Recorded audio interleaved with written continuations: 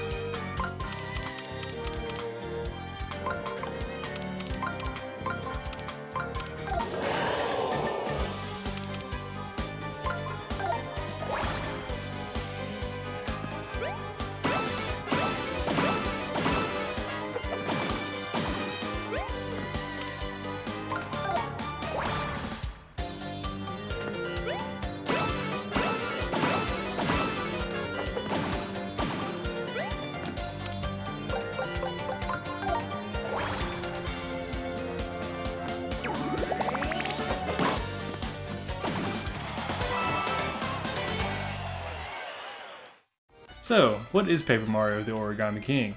Well, to keep it simple, it is the latest entry in the spin-off Paper Mario series. In this world, Mario and all of its denizens are made out of paper. Even the world and all of its environments are made of this stuff. This gives the game a unique visual style and it is very beautiful to look at. I loved how all of the colors made the world pop. Visually, it is quite stunning.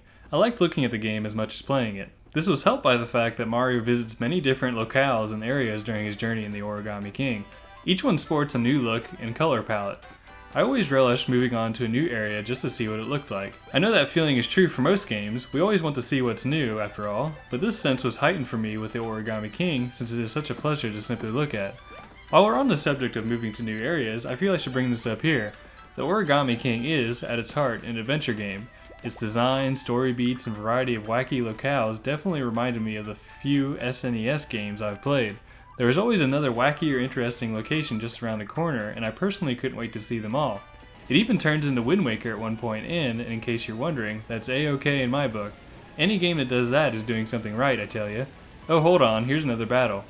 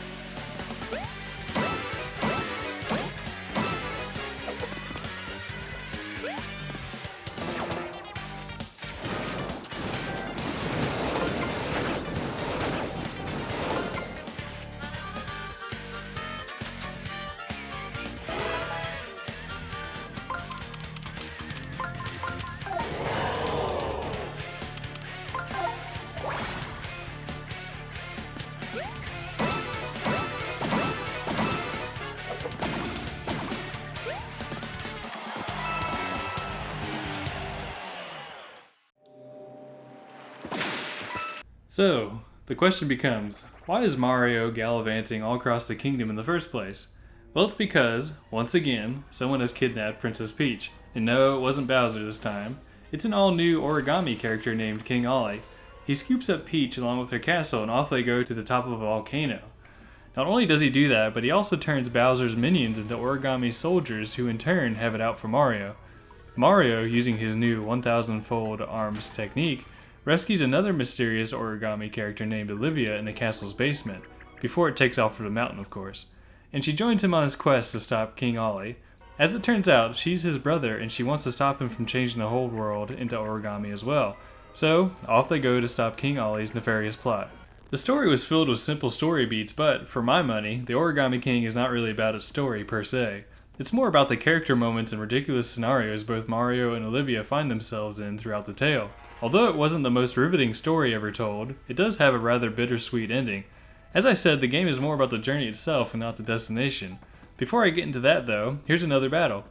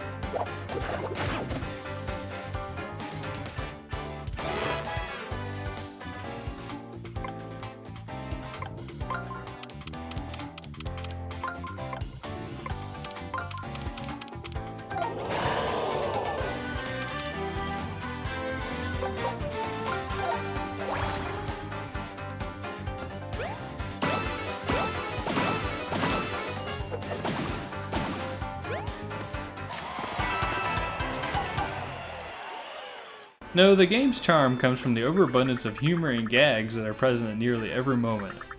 There were so many times where I literally laughed out loud at the antics happening on screen. The dialogue, characters, and cutscenes are so dang funny.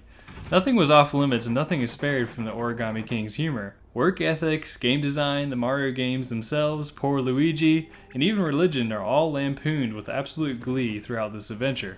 Similar to my sentiments about moving on to new areas, I couldn't wait to laugh at whatever came next in the game. It helped that I could never guess what was going to happen.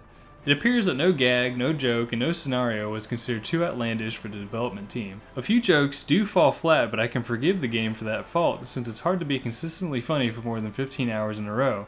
It probably took me closer to 20 hours to finish my journey. I wholeheartedly applaud the development team's efforts here. I cannot talk enough about how funny this game is. I needed a good laugh, and the Origami King gave me plenty of them. The Origami King is filled with so many laughs that I almost wish I had recorded my whole playthrough. This actually exposed one of my biggest problems with the game, and that is the save system. You can only have one save file per profile at a time. The game autosaves at certain points, but there are also what I'm going to call save blocks where you can manually save the game should you want to. My problem with this system is that I would see something funny while I wasn't recording, and I couldn't go back to record it since the save had been overwritten. I had to make use of the Switch's record feature multiple times. In case you didn't know, that built-in recording function has its limits, but it did help me record some good footage whenever I needed it. I wish the Origami King had a save system more akin to, say, an RPG where I could have multiple save files at the same time. This is a nitpick of mine, but I felt I should share it all with you. Oh look, another battle.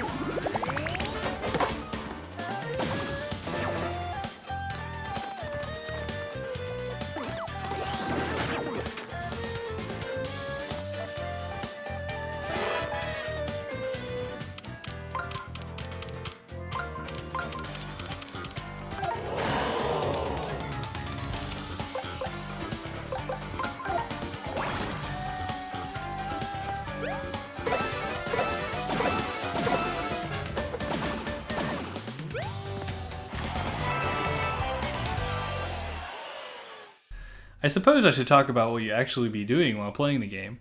The main thrust of the game involves you guiding Mario through the levels while looking for the ends of the 5 streamers that have been wrapped around Peach's castle. As I said, you'll be exploring several different locations filled with new characters and secrets. The secrets come in 2 varieties: collectible treasures in the form of statues, and toads. The statues are scattered all around the levels. They are usually found in treasure chests, as would be expected. These figures can be of the characters in the game or just statues of normal items found in-game. I made sure to find as many of these as I could, but I never went out of my way to get them. The toads, on the other hand, were a different story. I made every possible effort to collect every single one I came across. The toads are my favorite collectible by far in the whole game. I stated in my biased Mario Kart 64 review that Toad was my favorite Nintendo character, and the toads in Paper Mario the Origami King cement that fact even further. The toads are hidden all over the place in the Origami King. They can be bugs, flowers, and even eggs.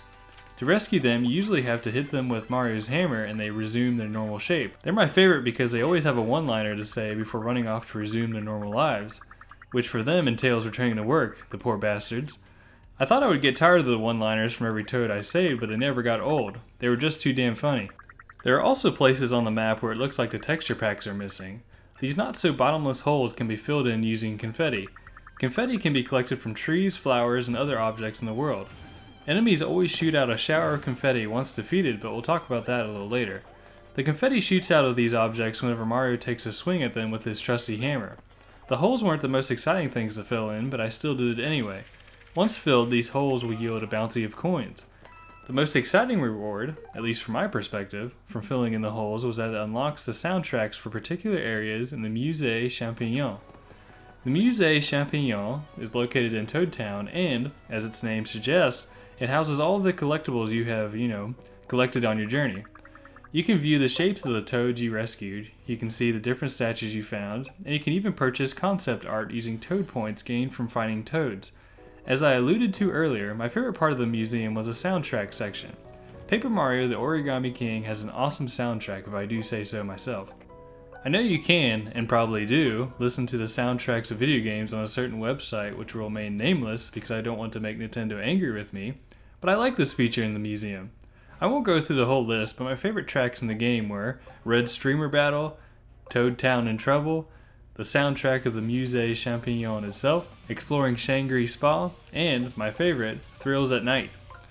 I should make a video sometime about the soundtracks in video games since they always make playing a game such an enjoyable experience. I just have to figure out what to say in it. One thing I will say for now is that if you're making a game and it doesn't have a good soundtrack, you might as well stay home. Luckily for us all, Paper Mario the Origami King has a fantastic soundtrack. Now, the Musée Champignon holds something else within its walls that is arguably more useful than the collectibles. In its basement, you'll find 6 pipes which connect Toad Town with all the different areas in the game. This is my second problem with the game itself. I found the fast travel system to be too inconvenient. The pipes were probably used since they are such an important part of the Mario universe. I understand that, but I would have preferred it if I could simply open up the map, pick a place, and then fast travel to that location. The pipes were, in my view, always located in an out-of-the-way section of each area. I always found myself walking a great distance just to teleport back to Toad Town. I feel like a better system of fast travel could have been designed. And now we come to the biggest point of contention in the Origami King, its battle system.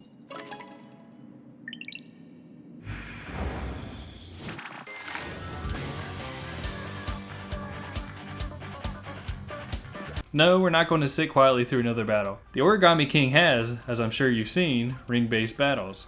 The goal of each battle is to line enemies up in a row or put them in a group of 4. If done successfully, Mario's attack will increase in power. While attacking, you can press the A button which, when timed correctly, will also increase Mario's attack strength. This can also be used to reduce the damage from enemy attacks. There's a time limit for each round in a battle, and you can only make a set number of moves for each round, with 3 moves being the maximum amount. If you can't figure out the correct enemy configuration to receive the attack bonus, you can spend coins to increase the time limit, or you can pay the toads in the audience to solve the puzzle for you. If you need even more help, a few companions will join Mario on his adventure at certain points in the story, and they can help defeat enemies as well. Oh, in certain battles, Olivia can transform into bosses Mario defeated earlier on in the adventure. Her attacks, while transformed of course, do more damage than Mario can do, and this is helpful in shortening the length of the battles. I must say that, although this battle system is both innovative and novel, it does wear thin after a while. There were times when I tried to skip battles entirely. I was overjoyed when Mario became so strong that he could simply smash enemies with his hammer before the combat could even begin. It was especially frustrating whenever I fought 2 or more battles in a row and the enemies were in the same starting configuration. It just felt like I was doing the same thing over and over again with very little variation, which, and let's be fair here, is what most games are. With the Origami King, however, it felt like I was doing that far more than usual in the battles. The boss battles shake up the formula the most. Instead of Mario being at the center of the rings, the boss would take that position and you would have to navigate Mario into attack position. In these battles, you have to figure out what the boss's weakness is. If you're as dumb as me and can't figure out what the boss's weakness is yourself, the game is considerate enough to drop hint envelopes on the rings. The boss battles were a hit and miss affair for me. I enjoyed a few of them since they were so creative, like playing rock paper scissors with one boss for instance, while others were a slog to get through. Additionally, I found some to be kind of difficult while others were a walk in the park. Despite the disparity between the different boss battles, I did really enjoy them. The thing that bothers me the most about the Origami King's battle system is that it could have featured normal adventure game-like battles. What's weird is that the game kind of does have normal battles. In a few instances, Mario doesn't go up against foes in standard ring-style fashion. In a few battles against large paper-mache enemies, you must use Mario's hammer to defeat these larger enemies while dodging their attacks. I really like these battles a lot and would have preferred if this was used for all battles. As I said, I thought that the ring battles were creative, but not for the whole 15-hour plus runtime of Paper Mario, the Origami King. Mario's latest adventure is a hilarious and fun romp through a paper-themed Mushroom Kingdom. Its constant humor, levels, all the toads, and the soundtrack made it highly enjoyable. The only drawbacks are its save system, the fast travel pipes, and the ring-based battles that become old by the end of the adventure. Despite these faults, I really enjoyed my time with the Origami King. Even now, as I sit here saying this, I have a big smile on my face just thinking about the game. I do not regret one little bit that Target was out of copies of Ghost of Tsushima, and consequently, I got to play through Paper Mario, the Origami King instead. It was a rip-roaring good time, and I can't wait to see what comes next for Mario and all his friends, whether they be paper or otherwise. And so now all that's left is for me to give Paper Mario, the Origami King a final score, which is really difficult. Although I immensely enjoyed my time with the game, I do have to take the battle system into consideration since it does take up a large proportion of time while playing. So, with that in mind, I have to give Paper Mario the Origami King only a 7 out of 10. No wait, I changed my mind. I give it an 8 out of 10. Nope, let's do 8.5 out of 10. And I don't care if that ruins the sanctity of my review system, as if I have a system. I better stop now because if I keep going, it's going to be a 10 out of 10 by the end of this. So with that in mind, thanks for listening. Goodbye.